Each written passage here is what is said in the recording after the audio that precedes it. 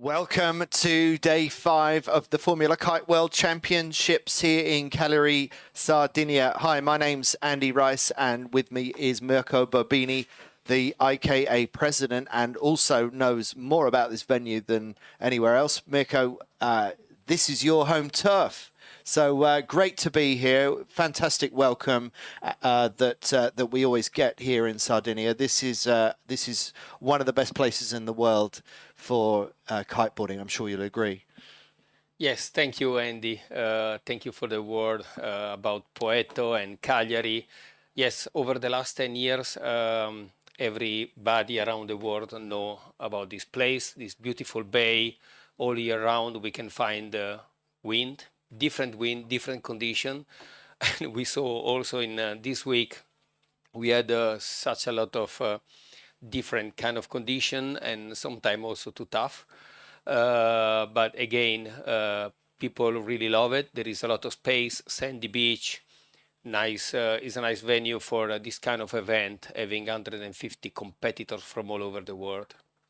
Yeah, 44 different nations represented at these World Championships, the most important event in the 2022 calendar as these riders work towards the Paris 2024 Olympic Games. This is a new sport in the world of Olympic sailing, and it's the fastest. Yesterday in the strong Mistral conditions, for example, Max Mader, one of the top riders who we'll talk a little bit more about in the moment, recorded up to 38 knots of speed, standing on a board not much more than a meter long.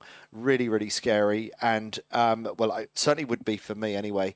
And 38 knots for him probably means that statistically somebody else went even faster. So just incredibly efficient kites and boards, aren't they, Mirko? Yes, definitely. And also with the wind not over 24 knots, because it might it might happen that you can reach close to 40 knots even in less wind.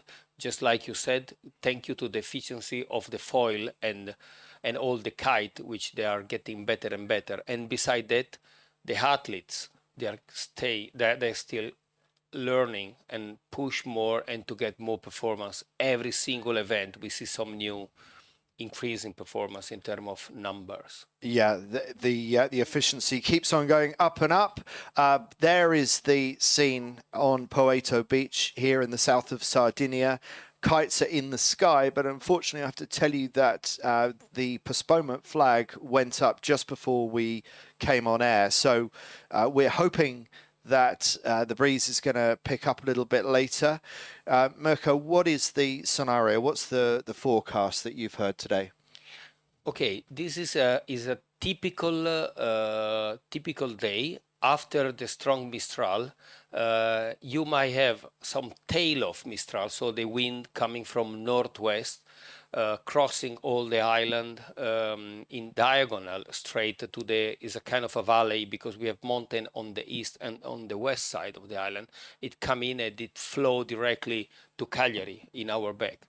And then the last day of the Mistral, when it start losing the power, then the sea breeze might build. So if the Mistral wind doesn't decrease enough, then start this kind of fight between the sea breeze and the tail of the Mistral wind from the previous day.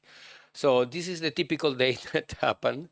So we have to wait, to be patient, and see if it's gonna stay some breeze of Mistral to get a couple of races on, or if the sea breeze will build quick enough to start soon. We'll go to a quick ad and back to you in a moment.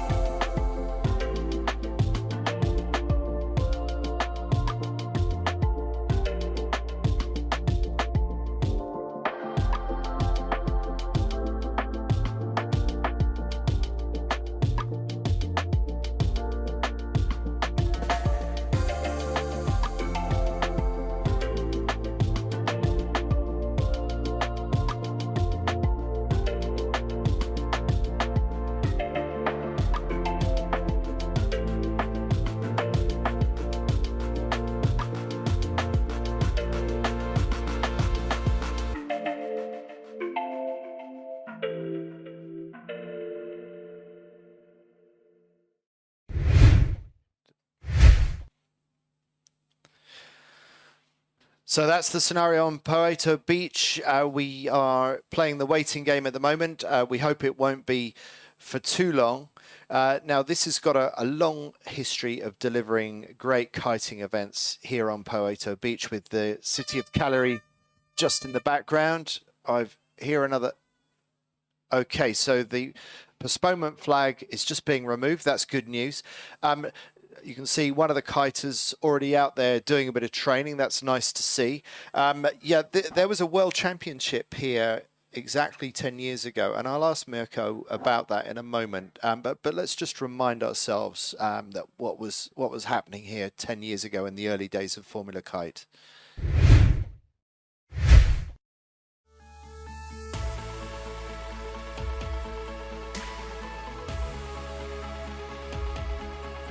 Ten years ago, 2012, and Poeto Beach in Cagliari was the host venue for the Formula Kite World Championships. Well, there's been a lot of water under the bridge in those last 10 years, but some of the same riders that were there then are back to compete in 2022.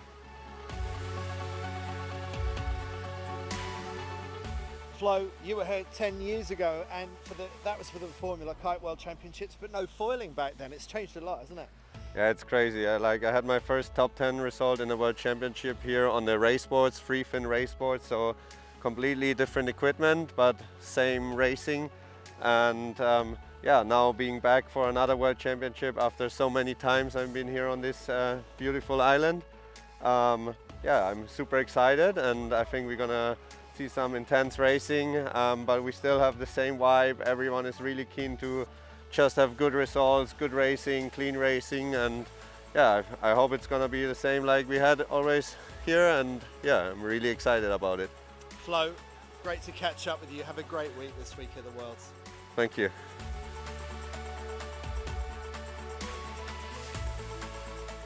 Yanis, you're still pretty young now from my perspective anyway, but you were racing at the Worlds in 2012, 10 years ago. Tell us, what was that like? 2012 was amazing. We've just heard that it was going to be Olympics, so we stepped from 40 to 180 riders for the competition, and it's just amazing to be back after 10 years now.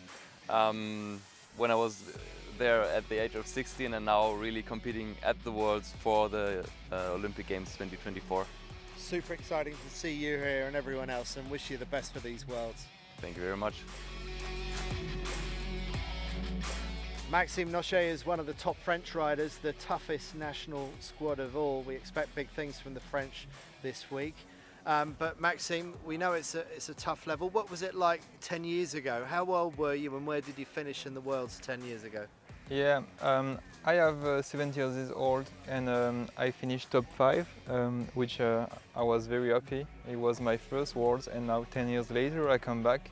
And I hope to make the same, because the level is quite high with the Olympic Games in 2 years. But we will push, and we will see at the end of the race. Maxime, we know it's going to be tough, but you know you're up to it, so wish you the best of luck this week. Yeah, thank you so much. Today was meant to be practice race day, but a bit unreliable with the conditions. Spatters of rain in the air right now, actually. But tomorrow it is day one, so we wait for the sunshine to come out over Poeto Beach, and it's going to be all on for the start of the World Championships.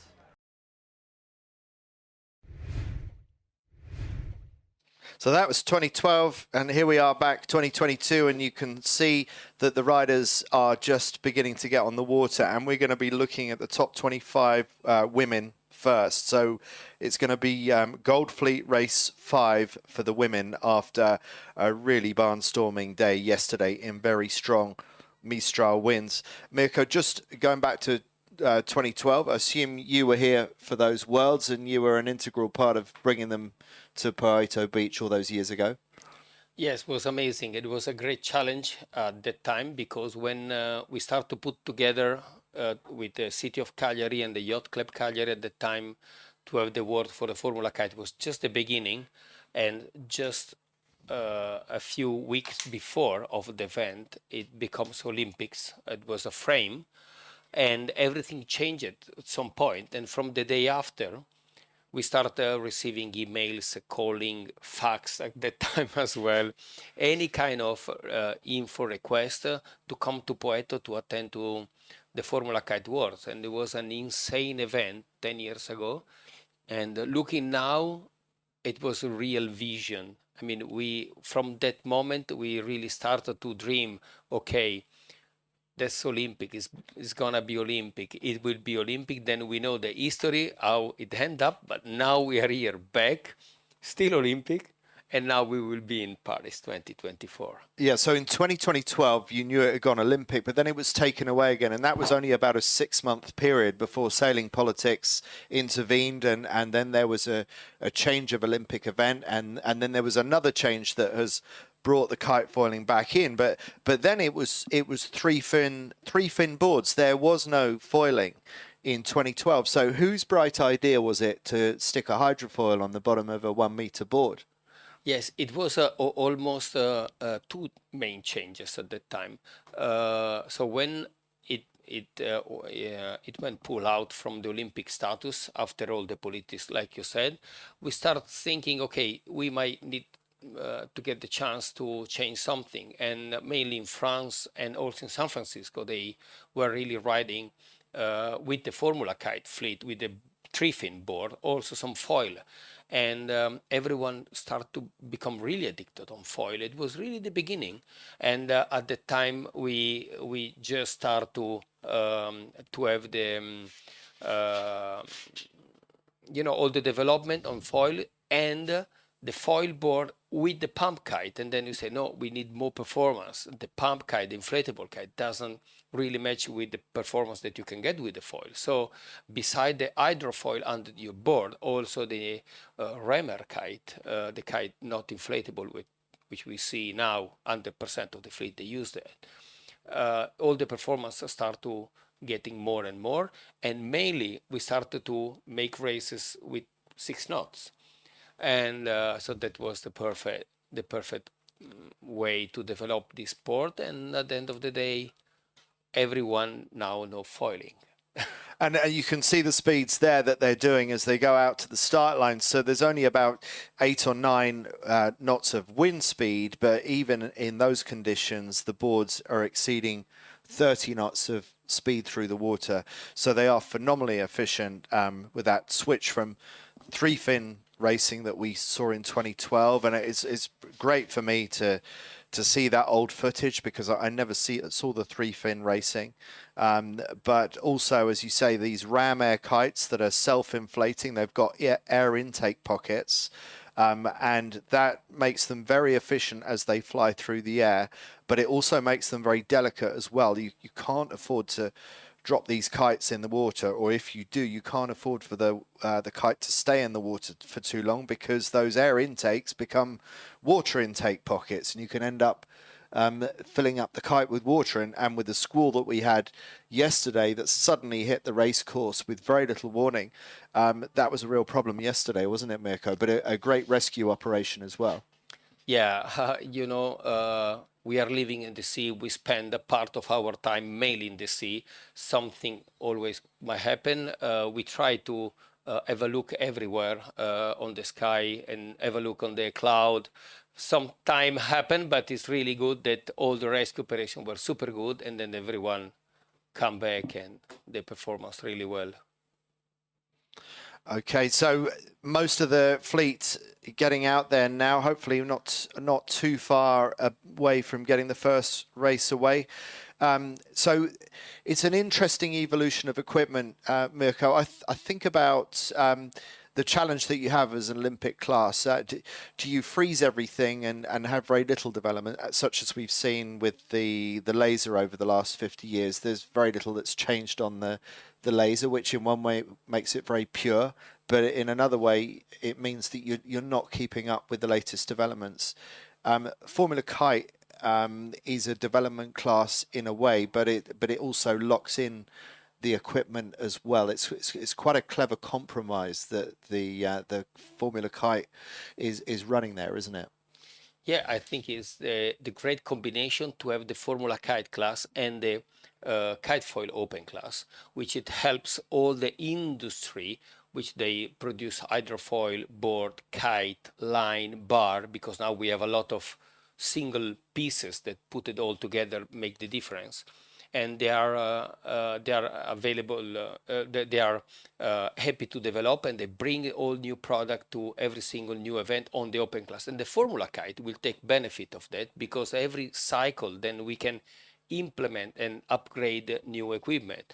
As you said, during the cycle, during the Olympic cycle, we are blocking the equipment and use the equipment for everyone, not to, to make all the emerging nation country or not the one that they might have a really big budget on the Olympic cycle, to make sure that they can get that equipment, and it's going to be the same for everyone. So as you said, it's a really great compromise to have, at the end of the day, the Formula Kite Olympic class having every cycle new equipment and not paying in terms of performance.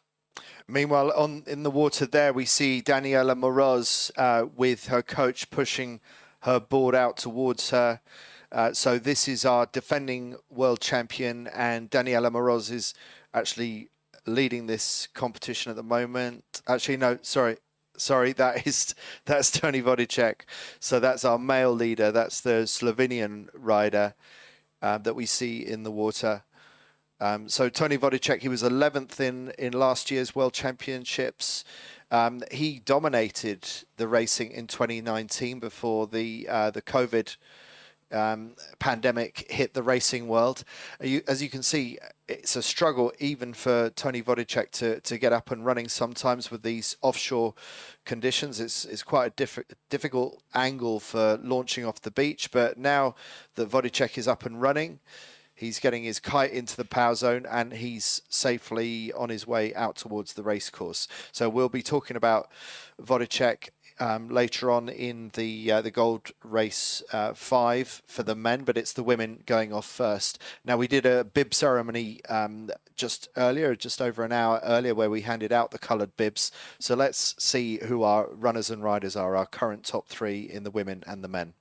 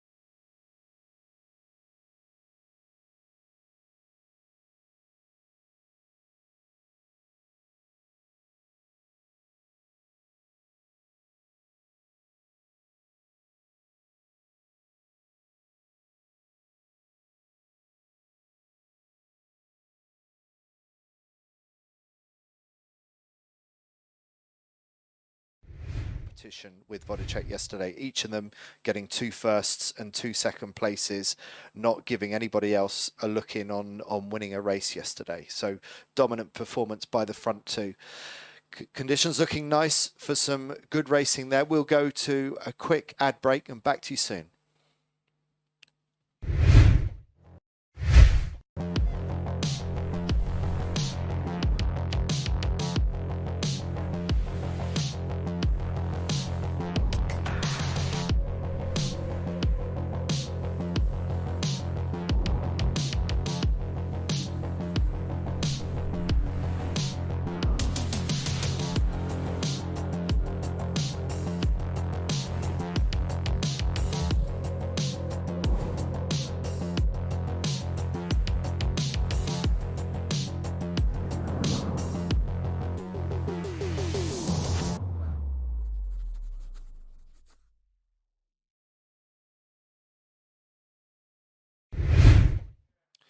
So we are 8 minutes away from the start of the first race of today. We are down for watching 4 races at the end of Gold Fleet competition, and it's going to be the women up first, then followed by the men straight after that. They're going to be alternating races throughout the afternoon, and if these conditions hold, then we hope to bring you those 4 men's and women's races in very quick succession. And that is Tony Vodacek just on the left of your screen, just going into attack, just getting used to the conditions. And Mirko, what kind of kites will they have chosen today? What size and why? Looking from here at the beach, when they take their kite, they were the biggest, 21, and the men 23. We didn't see any smaller kite than 21.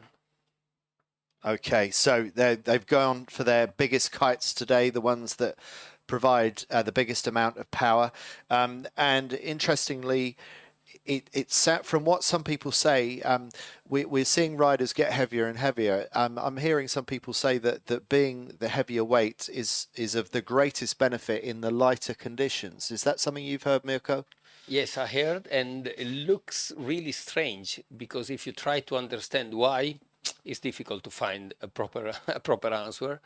But if you try to get more deep on why getting heavier is better, is just because they can push more and have a heavy weight on their foil, and as much as the foil under your feet is getting much pressure, you can push more with the kite, and at the end the performance get a little bit higher in terms of angle and speed, mainly upwind. So interesting how it develops.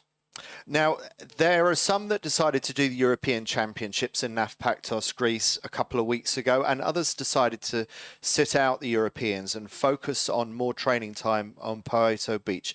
Let's take a look back at a video where we interviewed some riders about the pros and cons of coming here early.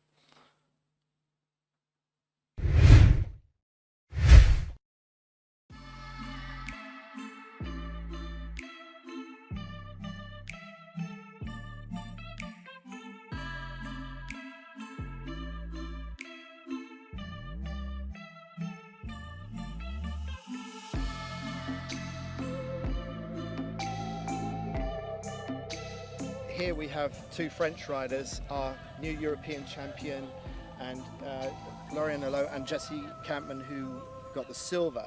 So you're obviously very happy with that performance. Lauriane, do you feel that was the right preparation for this event this week? I think, yeah. I mean, the event was really close to this event, so I'm still in the competitive mood, so it's quite nice, yeah. And Jessie, what about you? It hasn't left you a lot of time to rest in between? I'd like to think it was the right decision.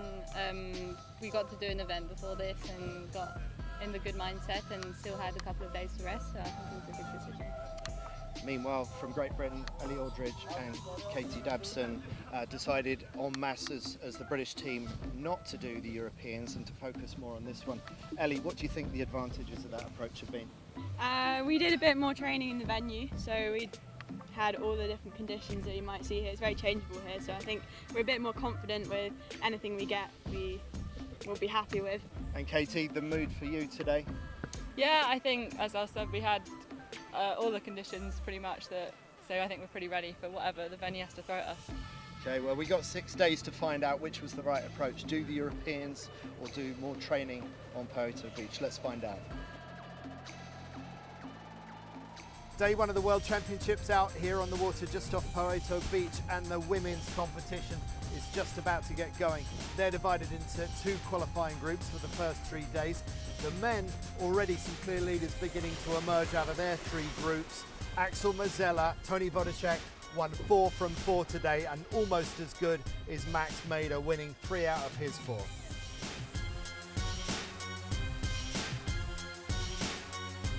There was something tricky about day 1 out on the choppy water, and no one can quite put their finger on it. Was it little particles of seaweed? Was it the chop itself creating ventilation problems? So a lot of crashes today. Despite all that randomness, some really clear leaders out of today, and not much of a surprise to see on one side of the draw Daniela Moroz leading her qualifying group, but winning all 4 races. Very impressive for the defending champion. On the other side of the group, the recently crowned European champion Laurent Nolot. And meanwhile, in the 3 men's qualifying groups, 3 clear leaders to come out of those as well. Axel Mazzella, Tony Vodicek and Max Mader. So that's it for day 1. What will day 2 bring?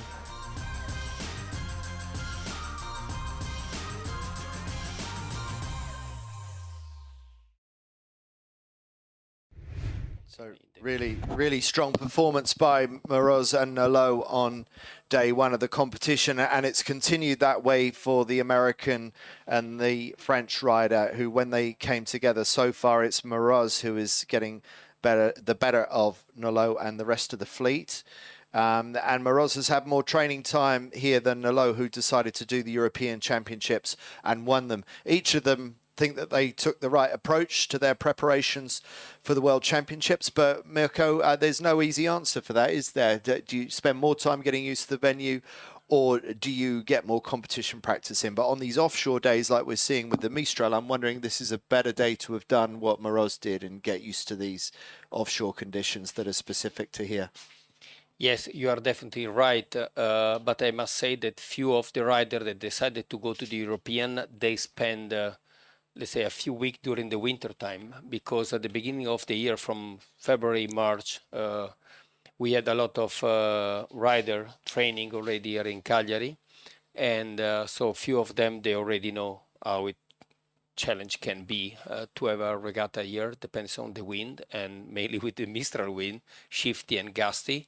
And Daniela, she just decided to come and get more used to sail on the bay, which at the end did pay off, because yesterday was super tough, and last race that she did, she went by really a long distance between her and the second. Yeah, looking very strong in the gnarly conditions yesterday. It's looking a lot more manageable today. So it's less about holding your nerve, and it's more about staying in phase with the wind shifts and the gusts and the lulls as the breeze pulses off the shore off Poeto Beach.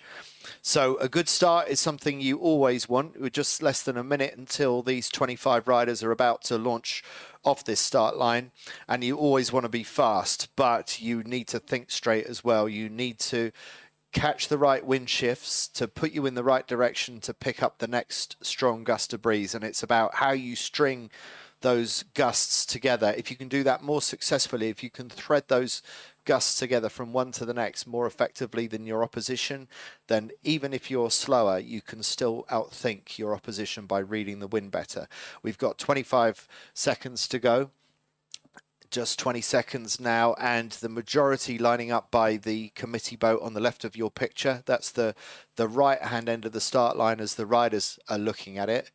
And you can bet your bottom dollar that Jesse Campman is going to be one of the ones on the right, because the French rider, who was second at the Europeans recently, loves that pin end start. And we are just beginning to get going now. They swing their kites down into the power zone, and that is the scene off Poeto Beach as 25 riders get launched out of the start line. Nearly everybody on starboard. I don't think we see anybody on port tack yet. So Jesse Campman is the most left hand of the riders, and then up on the right hand side we've got Daniela Moroz, who has not had the best of starts, but she is in it's a clear start for everybody, so no UFD flags for anybody to worry about. Everyone is doing fine out of the start in that respect, but Daniela Moroz needs to tack. She now does tack out to the left of your picture, out to the right as she sees the course. So that's Moroz just going out of picture now. And she's got some ground to make up. This is not the best of starts for her. Katie Dabson from Great Britain going really well on the right hand side, but now we're looking at Moroz on the right of your picture with the red fly surfer, and that's Pachetto from Italy also going out to the right hand side. Mirko, Pachetto, just tell us a little bit about her. Yeah, Maggie, she's really. She was really happy to get the gold fleet, and yesterday she did quite a good job on a strong wind. she's really happy to be there. She deserves it. She tried to push hard and to get some good result on a single regatta. She need to get more, to stay more confident with the equipment, and sometimes she's not pushing as hard as the other, but let's see what's going to happen. Pescetto, she's there, and Alexia Fancelli behind Daniela Moros, and Daniela just also. So they will tag together, I guess, as far as they hit the right side of the course on the ley line. Here's the bulk of the fleet coming back across. They've now tacked on to port. So they've completed their starboard charge out to the left-hand side of the course, and there's a number in contention right now. Ellie Aldridge from Great Britain going really well in the middle of the pack at the moment. Julia Damasiewicz from Poland, winner of a KiteFoil World Series event earlier this year in Austria, also looking very good in the early stages. Now it's going to be a big challenge, because when you get close to the top mark is where the wind will be affected by bending or to the right or to the left. So it's really important to have a proper tack with the proper pressure, and hope that the gust will hit your kite to get speed enough. But we can see the one in port, they got more angle to the windward mark. Yeah, you can really see that. The boards that are closest to shore on the left-hand side, Katie Dabson and Jessie Campman, for example, really good lift for them. And it looks like Katie Dabson from Great Britain is in the lead at the moment. So great riding from her. And she's had a great regatta so far. But you can see the boards, they're having to pump the boards to keep the kite going. Gal Zuckerman on the gin kite with the red kite. Gal Zuckerman with the red gin kite on the right-hand side going really, really well. It looks like Zuckerman from Israel is leading at the moment. The 19-year-old from Israel using that distinctive red gin kite. Not that popular in the fleet at the moment, the gin, but Zuckerman is really showing that she's got some great speed as she goes round the windward mark in the lead, followed by Great Britain's Ellie Aldridge, and then France's Jessie Campman and another Brit, Maddie Anderson. So the British going really well, and it's interesting that the British were also, like Daniela Moroz, those that decided to spend more training time on Poeto Beach rather than do the European Championship. And that local knowledge seems to be working for Great Britain, and it's quite a gap back to the fifth board, and that is another Brit. It's Katie Dabson. So we've got British in second, fourth and fifth right now, and then just back from there, Leonie Meyer from Germany having a really good regatta. She was wearing the red bib yesterday, lying in third place before yesterday's competition. And I'm wondering, where are our big players? Where is Lauriane Nalot? Where is Daniela Moroz? We know that Moroz did not have a great start, but I didn't think it was going to be this bad. But it's very interesting to see that our two front runners who were so dominant yesterday are nowhere to be seen in the front runners this time round. Gal Zuckerman with the red kite still leading, doing 25 knots of speed in about 9 knots of true wind. And Zuckerman looking very, very strong indeed right now. And this is exactly what the Israeli needs, because she sits outside of the top 10.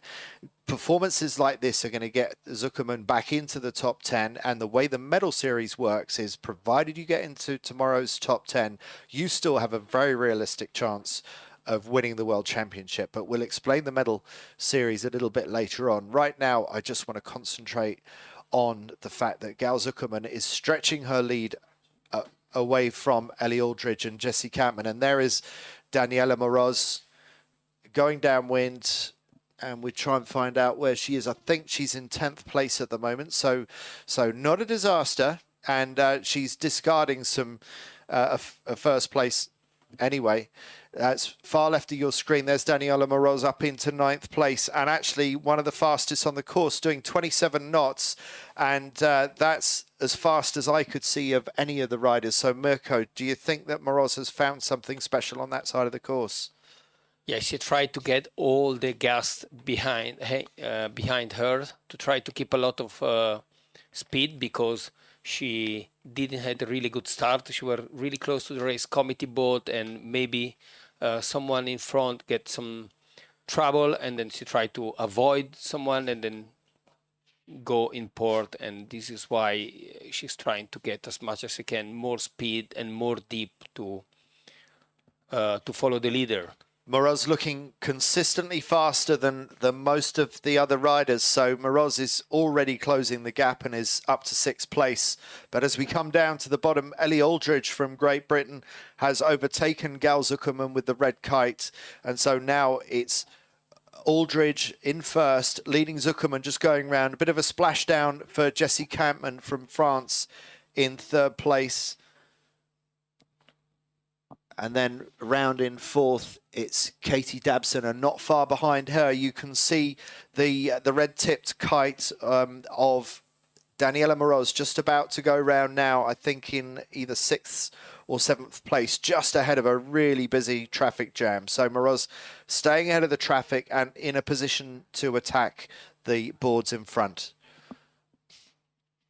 Yeah, for sure, she will try not to lose the possibility to stay on the left side of the course, which it pay really well for Gal Zuckerman on the first leg. So now she tried to follow the other, stay on starboard as much as they can. Amazing the angle of Ellie Aldridge. Yes, she seems to have her own personal lift, taking her away from all the other riders, just going higher and faster than anybody else right now. Gal Zuckerman also going fast with the red kite, but some way to leeward of the line of Ellie Aldridge. So this is a very good controlling position for Ellie Aldridge, who was 2nd in last year's World Championship and is showing world-class form right now for the British rider. The Brits doing very well in this race generally, with Katie Dabson from Great Britain in 3rd place behind the red kite of Gal Zuckerman. Zuckerman just tacking on the right-hand side, just shadowing the same line up this course as Ellie Aldridge, who is stretching away, doing in excess of 20 knots upwind in just 8 or 9 knots of true wind. And that's Daniela Moroz just going into her tack and lying in 5th or 6th now, so not too bad. I'm wondering if we can spot Lauriane Nolot, because we haven't seen Nolot lately, but I think Nolot is not even in the top 10 right now.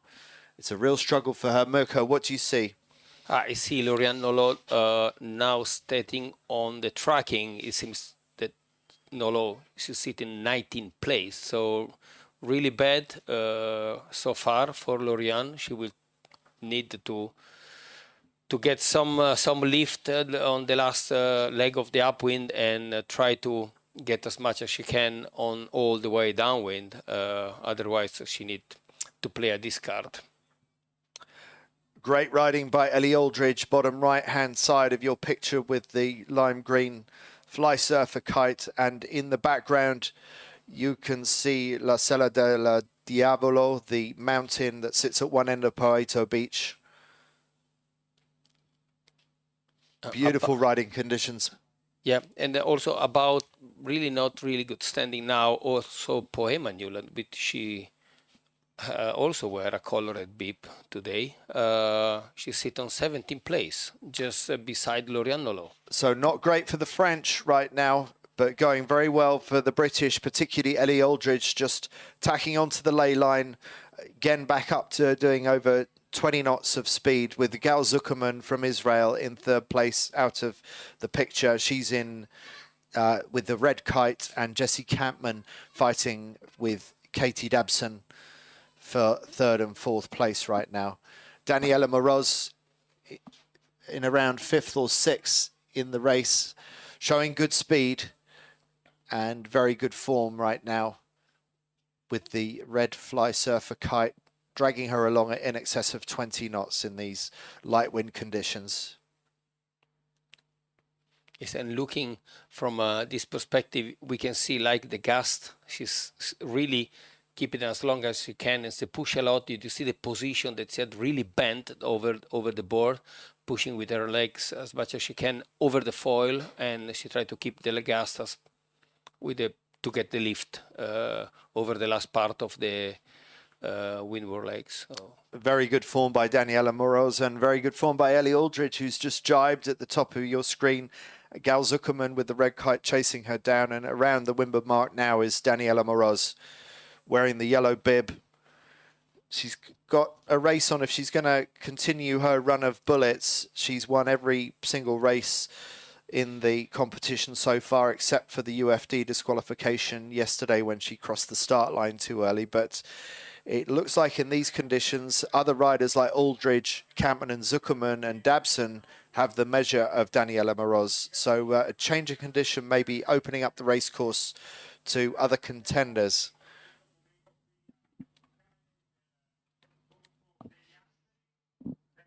Aldridge continuing to lead down towards the bottom of the course, but not as fast as Gal Zuckerman. Gal Zuckerman touching 30 knots of speed. So I wonder if Aldridge is in a bit of a light patch, or maybe it's a glitch with our tracking, but I think maybe it's a glitch on the tracking because Aldridge seems to be stuck on 22.2 knots. It's more likely that they're all doing around 30 knots of speed right now. Yes, most of them, they are all around 30 knots on the legs downwind. So maybe the difference is some group got some more gas, let's say power gas, some puff on the center of the course. But we can see that Gal Zuckerman, she's really got a good angle and almost ready to round the mark, the bottom mark. Ellie Aldridge still leading. Even if you can't see her on the tracking, I'm pretty sure that that's Ellie Aldridge that we can see blasting along on starboard. And it's going to be a race win for Ellie Aldridge from Great Britain. Congratulations to her. Fantastic performance and a big lead for Aldridge because Gal Zuckerman only just coming towards the finish line now, but a very good performance by Gal Zuckerman with the red gin kite. And then behind her, there's a close battle between Jessie Campman in third from France and then Katie Dabson. And then a little bit back from that, there is a battle between Wojciechowska from Poland, and we should be seeing Daniela Moroz coming across the screen fairly soon as well. And that could be Moroz, one of these two coming across now. That's Moroz just behind Wojciechowska, I think. So Wojciechowska and Leonie. And then behind Daniela Moroz, who was sixth, is Leonie Meyer in seventh, Maddie Anderson in eighth, Polido from Spain in ninth, and Damasiewicz in Poland from 10. We'll go to a quick ad break and back to you soon to analyse.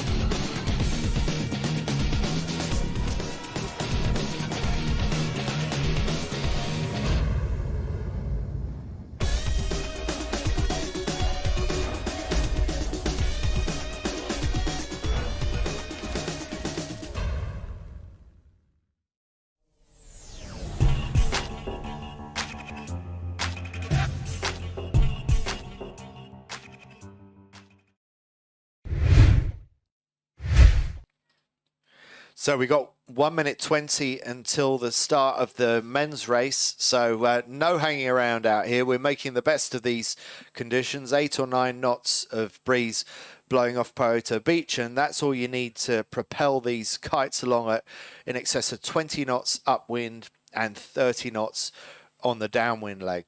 So we just saw Ellie Aldridge from Great Britain win that race. And our series leader, Daniela Moroz, was sixth in that race, and then we'll find out a little bit later on where Lauriane Nolot and Poe Manulan were. But the French, the last we looked, were back well back in the teens. So looks like it's shaken up the order. Will we see a similar shake up in the order for the men as we see them line up for their first of 4 races this afternoon. So far, Toni Vodicek from Slovenia and Max Mader from Singapore have been very dominant with their performances, but how will the rest of the fleet, these 25 riders, respond in these lighter conditions? It seems like it's opening up the game, especially with the offshore shifty conditions that we're seeing off Poto Beach.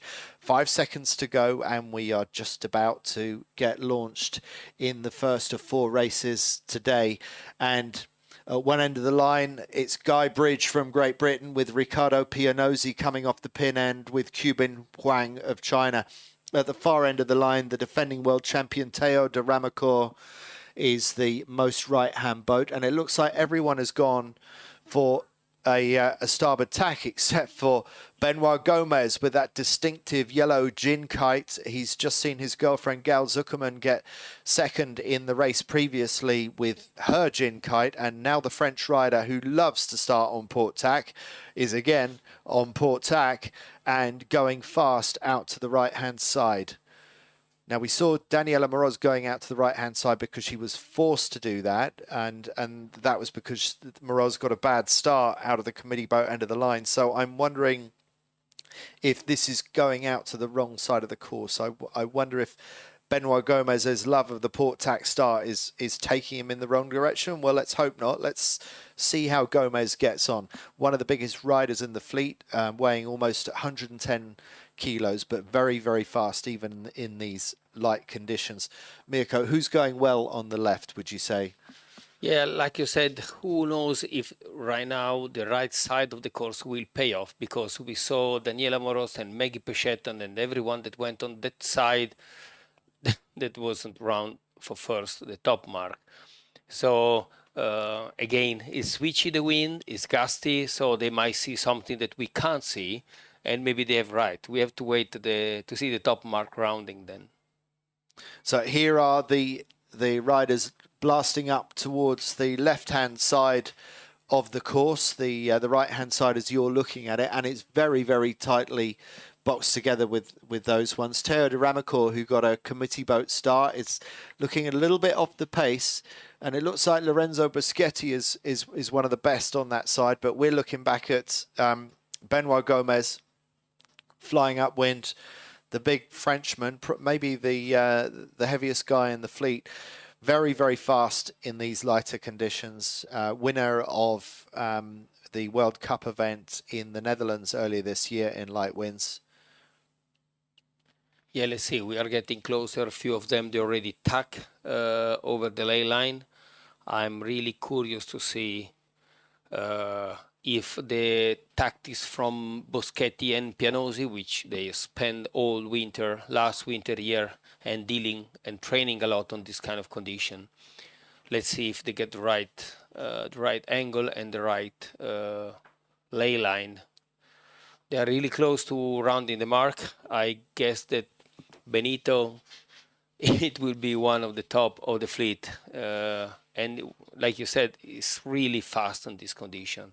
It looks like whoever that is on the left-hand side crossed ahead of Benoit Gomez. So I think it's not worked out that well for him. I think he's going to be he's going to be in the top 10.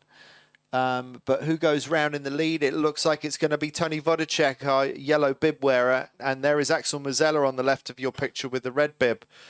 And Maxime Nochet as well, and Lorenzo Boschetti with the red helmet.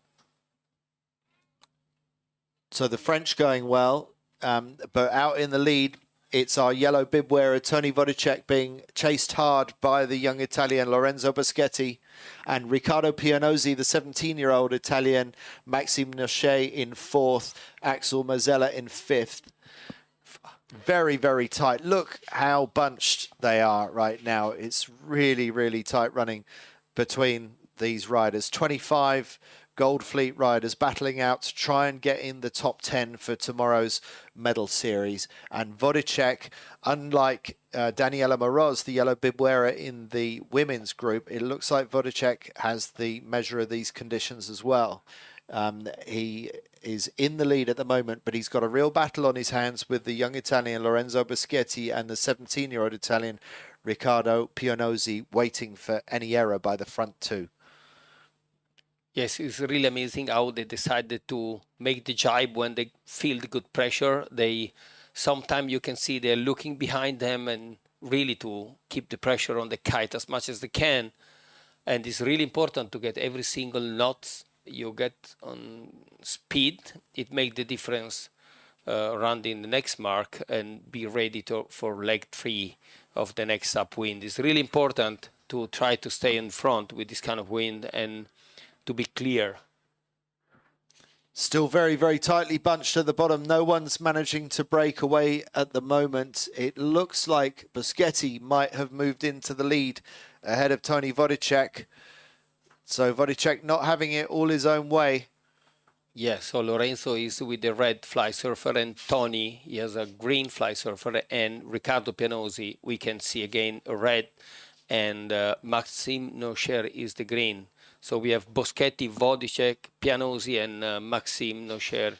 1, 2, 3, 4. Amazing how they go fast and quick, over 20 knots on just these 8, 9 knots of breeze. Sometimes maybe the gas can push a little bit more, but not too much.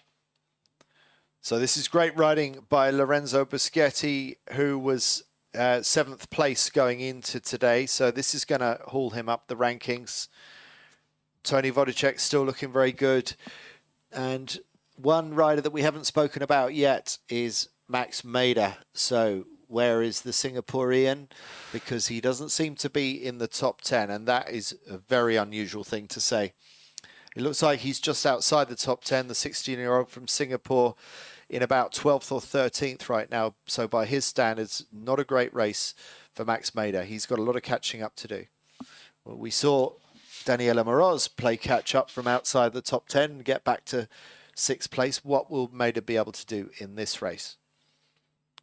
But Andy, these kind of conditions are the typical condition where if you are used to sail and if you know the place, tacking and jibing on the right spot, it might be a game changer in terms of the result of the regatta. So we can see Lorenzo spot on the place where to tack, and also the other that will overshadow the same tack and stay just on the same angle.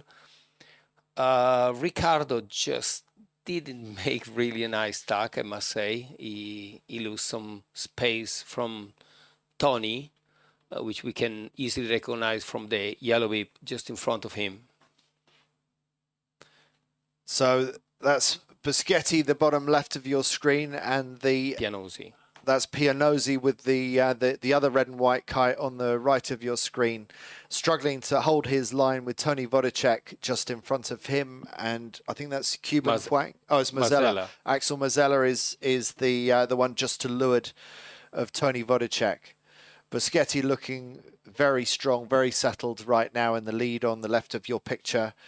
And Pianosi, the other young Italian, just to the right of your screen, managing to hang in there on the line of Tony Vodicek, but just slipping down into his wake now. There goes the kite of Boschetti, our race leader, just swinging the kite round onto starboard. Beautifully executed tack by the Italian as he rounds the windward mark for the second time and leans into the board for the bear away, and now shooting up to 30 knots on the downwind charge. Yeah, way over 32 knots on the slingshot, 32.8. Incredible speeds. So efficient, these machines, particularly in these light winds. They really don't need much to get them going. So Tony Vodicek, he's got Mazzella breathing down his neck, and in turn Mazzella needs to keep his eye out for Riccardo Pianosi, the 17-year-old, currently in 4th place. And a bit of a breakaway for the front four. The best of the rest in 5th place is Maxime Nocher. That's Max Mader just going round now wearing the blue bib.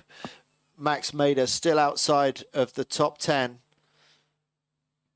He's in about 11th or 12th place.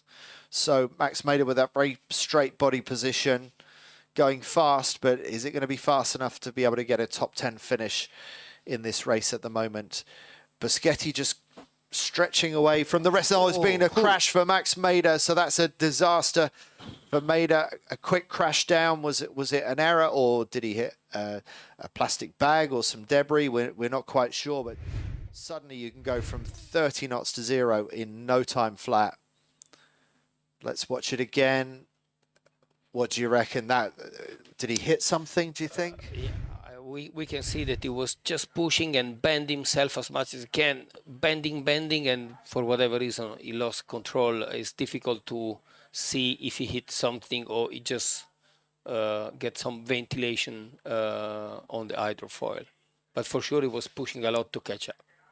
Well, it hasn't worked out for Max Mader in this race, but it's working out beautifully for Lorenzo Boschetti, who is now on the final reach to the finish with a lot of air between him and the second place board, Tony Vodacek, our yellow bib wearer. Boschetti, the Italian, charges across the finish line for a race win. So congratulations to Lorenzo, crossing the line in excess of 30 knots of board speed. Vodacek, the yellow bib wearer, going to get a second place in this race. Very respectable for him. Just in front of third place, Axel Mazzella, wearing the red bib for being third overall in the competition. And Riccardo Pianozzi in fourth place. Bit of a gap back to the next ones. It's Max Zukowski. We're going to go to a quick ad and back to you soon.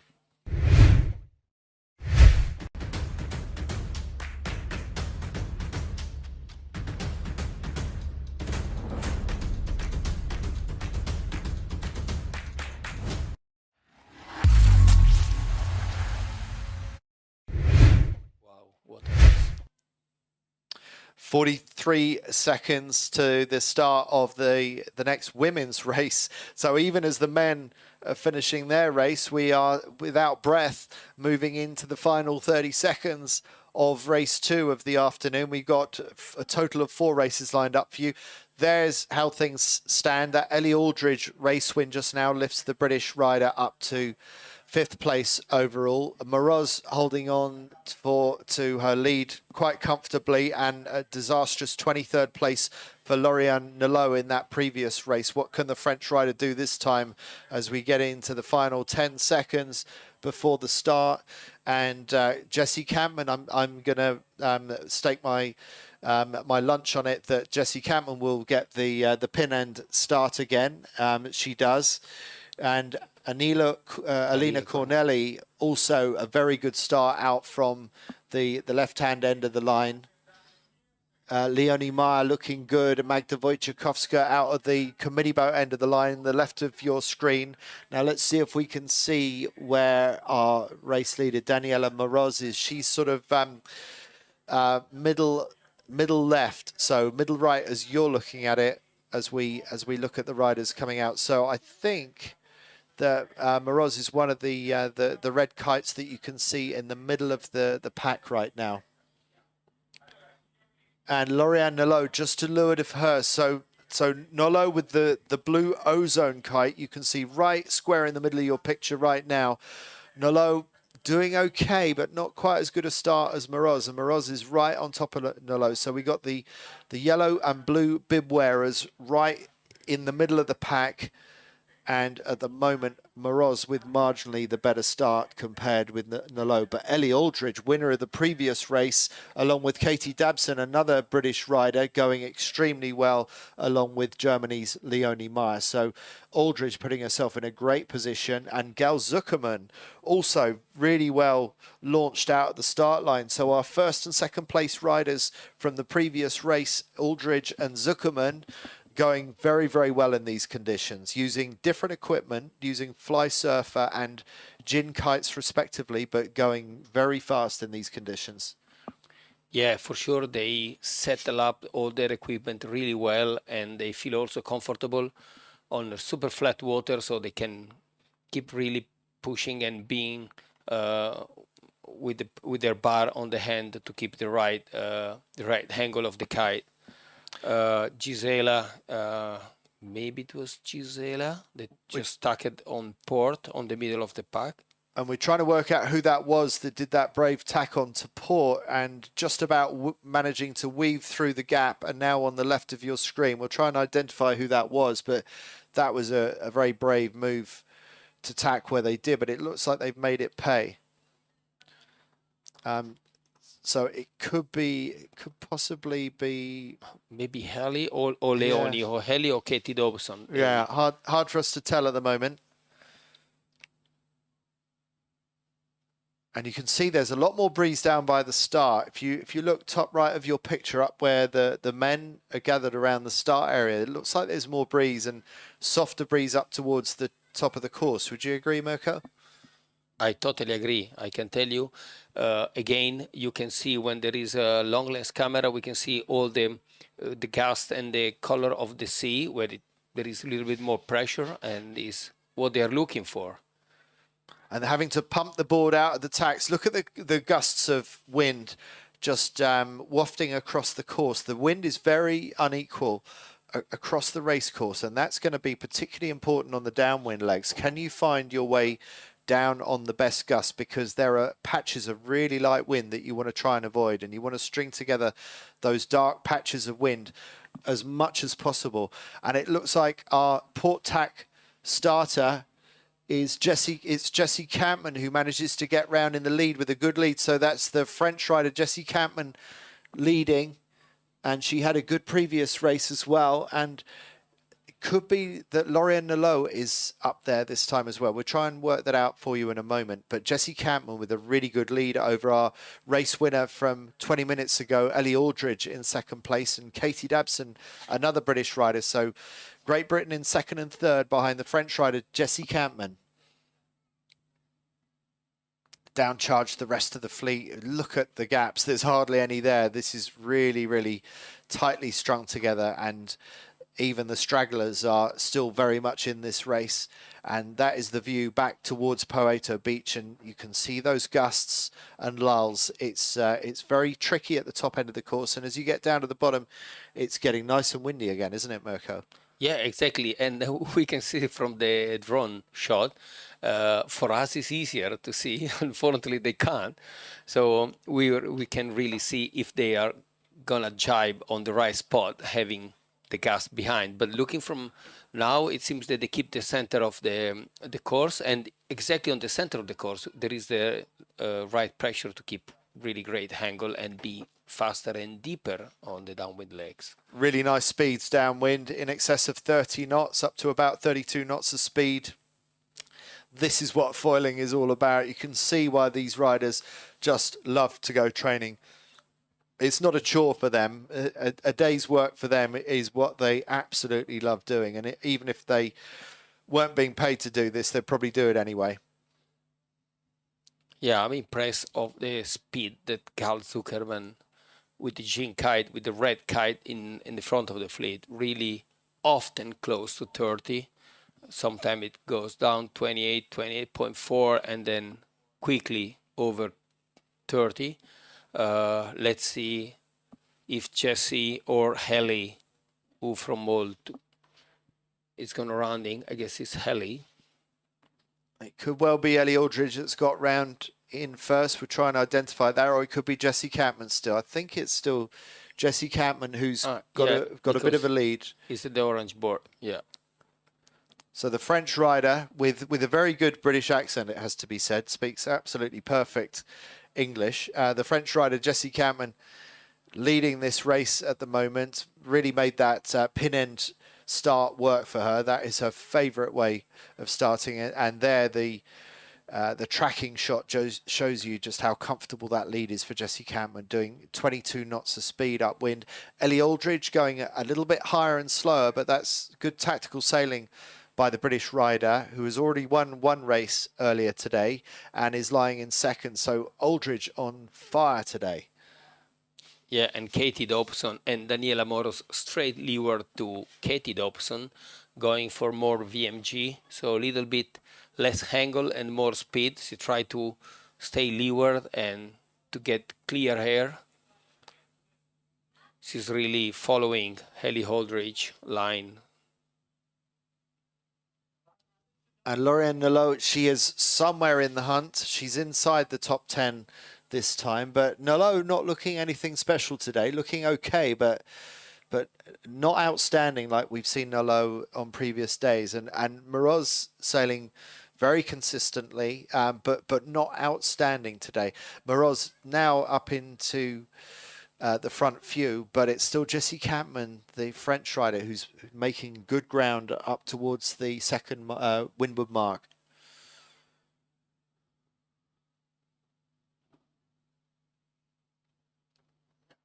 Now Haley decided to tack and to go on the center of the course. We see there might be a little tangle. That tangle on the left of screen, it looks like two fly surfers might have tied up each other up in knots, so that could well be the end of the race for those two riders. If we can identify who they are, then we will. Jessie Campman bent over, really putting a lot of pressure through her legs as she swings the fly surfer kite up into the air and swings the kite down onto starboard tack. We hear that our red bib wearer, third overall coming into the day, that could be one of the tangled kites, Poem and Newland. So Newland really not having a good day today.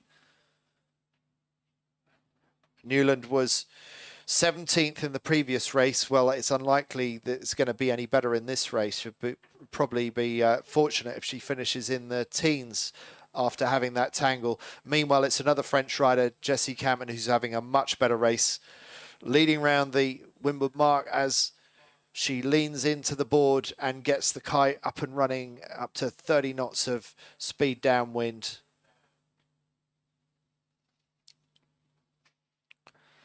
Good lead ahead of the next two. And the next two, we're trying to identify them. I have Katie Dobson and Gal Zuckerman, but we see from the images two fly surfer.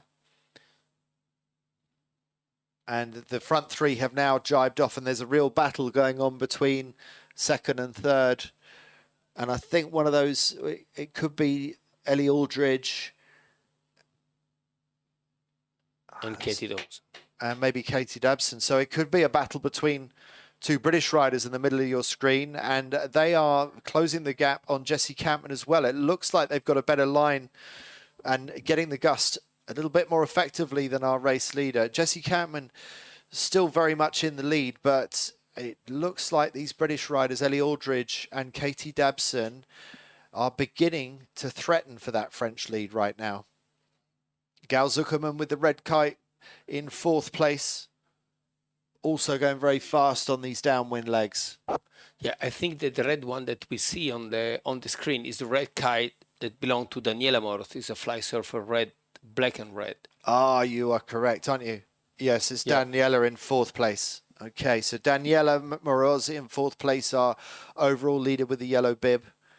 But look how close things are getting now. Ellie Aldridge really closing the gap.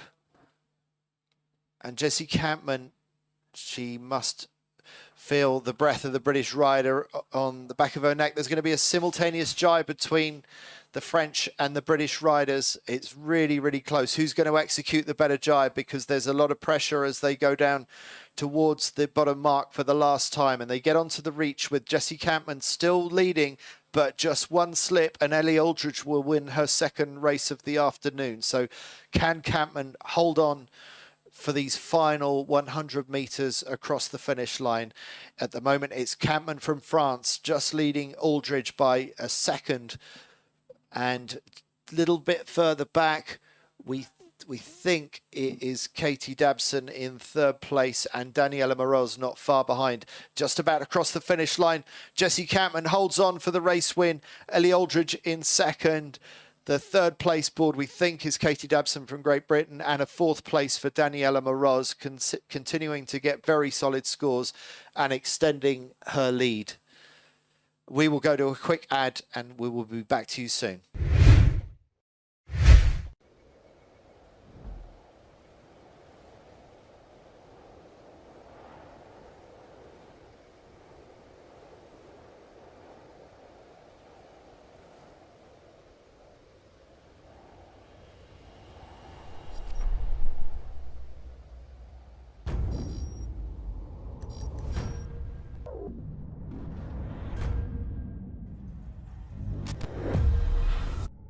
Meet the R1 V4, our highest performance Olympic and IKA registered racing machine.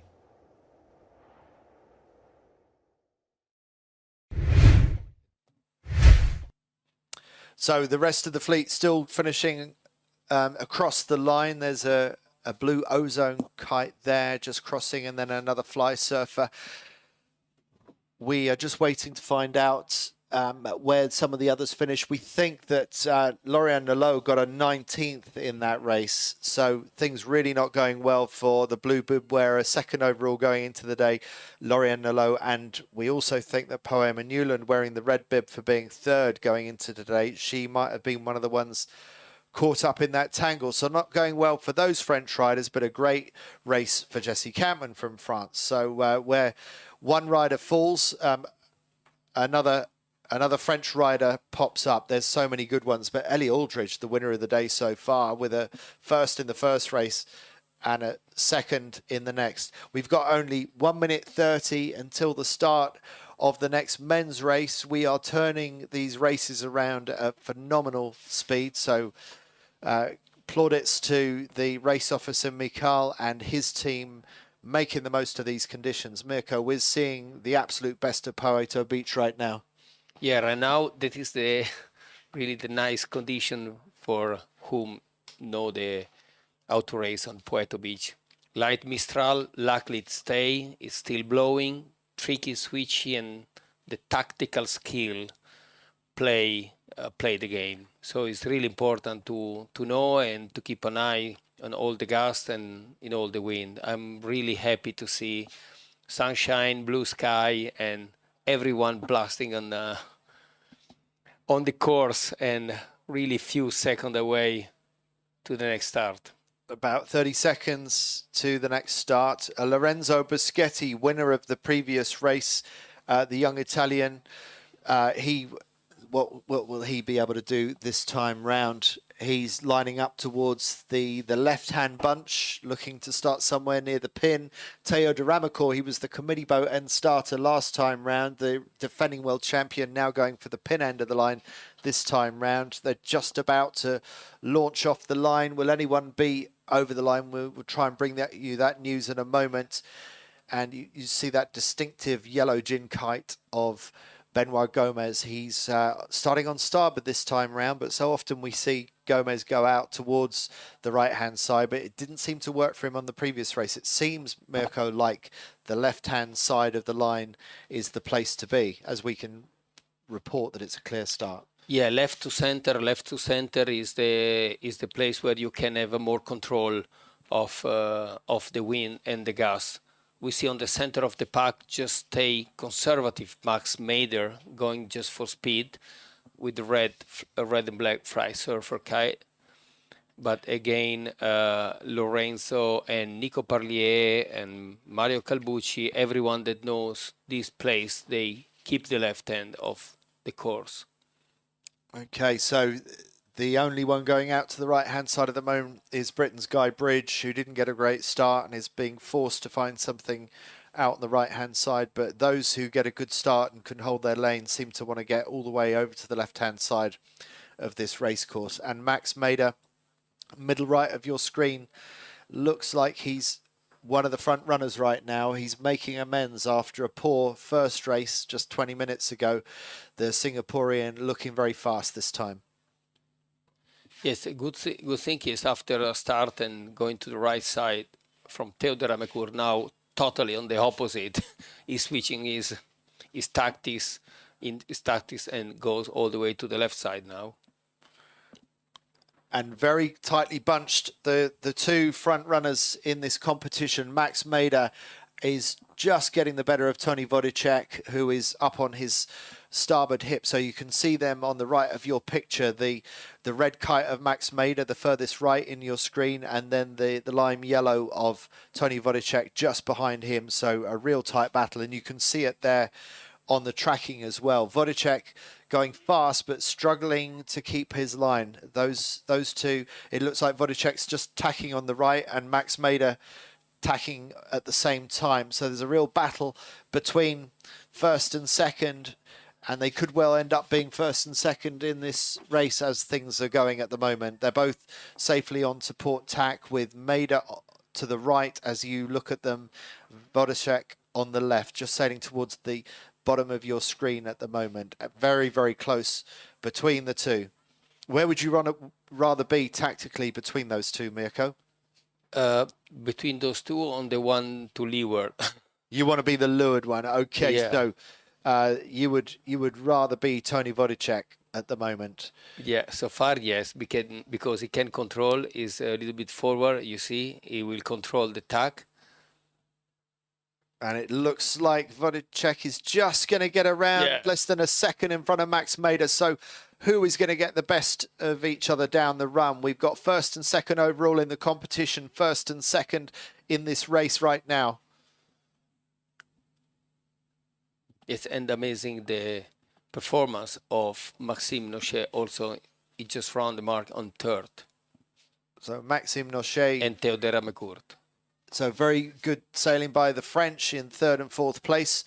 Vodicek jibes onto port on the left of your picture now. Max Maida also jibes onto port. A bit of separation now across the course, but very little to choose between them in terms of their progress down the course towards the bottom mark. So who is the faster of these two riders? The yellow bib of Tony Vodicek charging along at 32 knots.